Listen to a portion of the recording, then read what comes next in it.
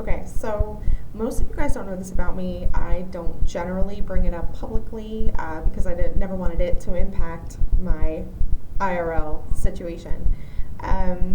But I am a paralegal. I have decades of legal experience. That's my degree. And so imagine that I've come from this very rigorous, methodical field into researching abuse. And it's just, things are not well articulated, things are not clear. There's a reason I have a subreddit. There's a reason I'm like rewriting, like, no, this is what this means, and this is the mechanism of forgiveness, and this is, just sort of trying to pull together all this information in a way that is, methodical and rigorous, and that can be applied kind of universally. And so I feel like I've given myself away so many times, especially, when there's some sort of a debate or argument happening in the subreddit. And those of you who've been with me long enough to know, I usually warn people ahead of time, like, are you sure you want to do this? Because most people don't enjoy it. It's just like, anyway, so the reason I mention that is that years ago, I came up with a definition of abuse that honestly I think is the best definition of abuse I've seen. Most definitions of abuse basically talk about, examples of behavior, or it's like a little bit more vague. And I wanted something more concrete. And understanding my background, I think kind of makes this,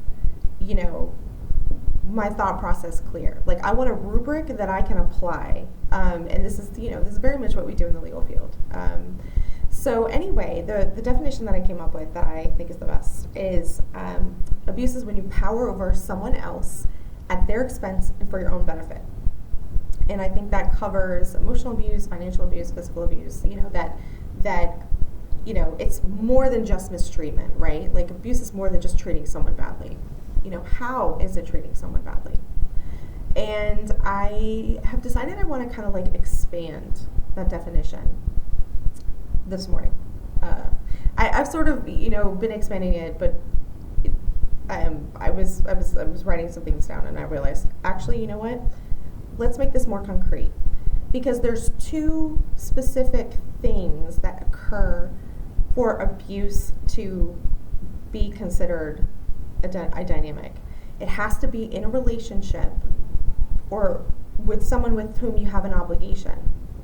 And it also, one of the mechanisms of it is to prevent yourself from experiencing natural consequences. So it's not just like, oh, I did this bad thing to this person.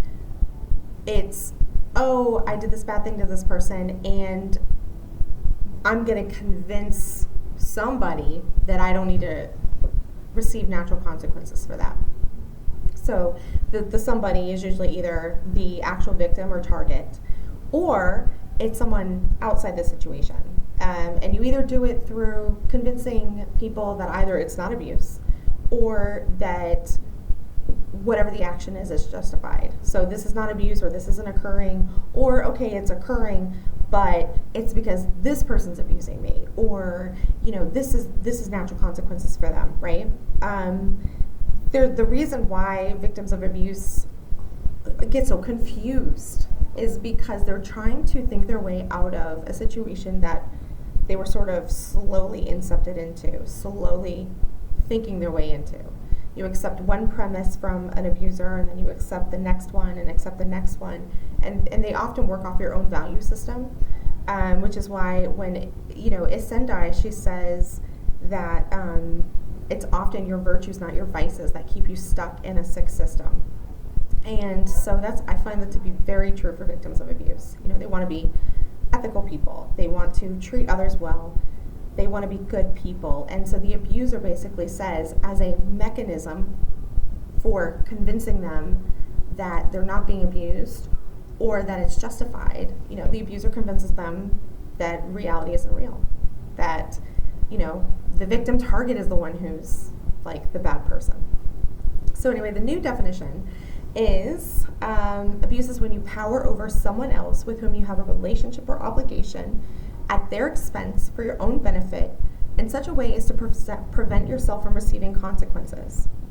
And what's important to remember is, good leadership is when you are using your authority and power over another person for their benefit and at your own expense. Like good parenting is an example of good leadership. I'm doing this for your own good, and it's legitimately factual. I'm not saying every parent is accurate. I'm not saying that's accurate for every parent, but we have a model of what it looks like when someone's using their power appropriately.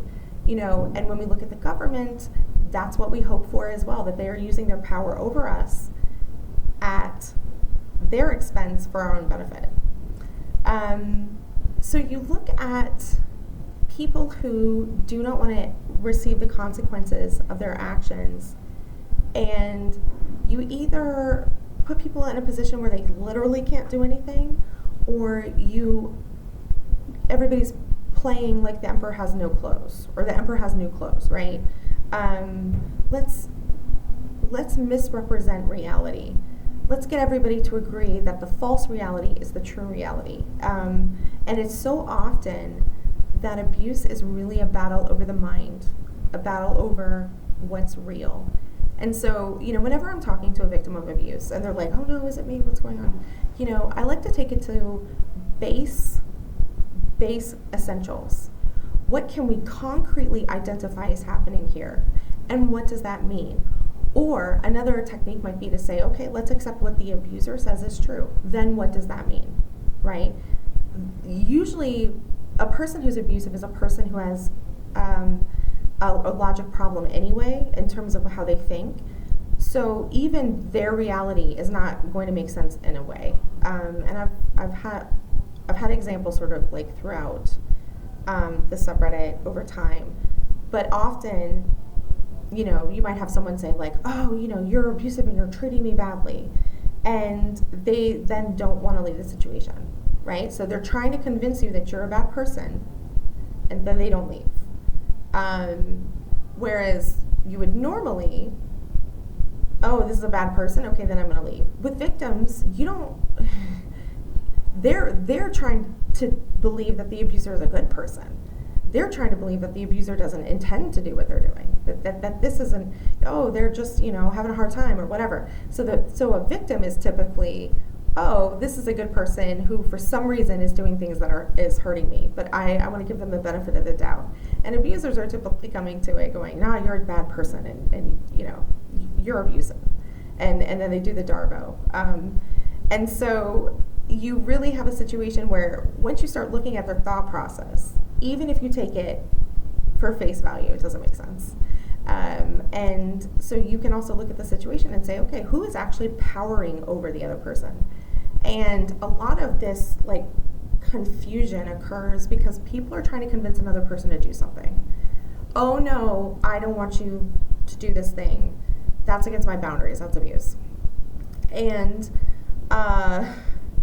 the abuser is going, oh, you're not doing a thing I want you to do, and therefore it's okay for me to treat you the way I'm treating you, right? That logic gives itself away. Whereas a victim is like, hey, I don't like how you're treating me because it intrinsically goes against my value and worth as a human being. So the entitlement will show itself pretty quickly. Anyway, so I just wanted to say, let's see. I just wanted to say that I have this new definition. Oh, also, I came up with another definition too, literally this morning.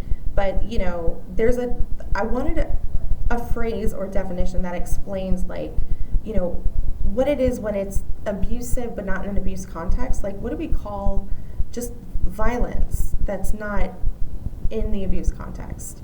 And so what I came up with is predatory dominance. So that if you are out on the street and someone comes up to you and punches you in the face, or gets out a gun and tries to carjack you, or if it's your government up to shenanigans, but that when it occurs outside of a relationship dynamic, and we're not even trying to convince people that a bad thing's not happening, we call it predatory dominance. And abuse is when that predatory dominance is occurring under the guise of a relationship, is occurring under the guise of of someone with whom you have an obligation, or they have an obligation to treat you in a specific way. Let's see. Yeah.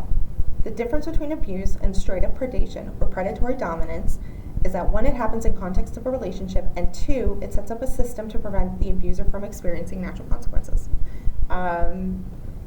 Yes. So that's what I wanted to say. I hope you all are having a great day, and I'll talk to you next time.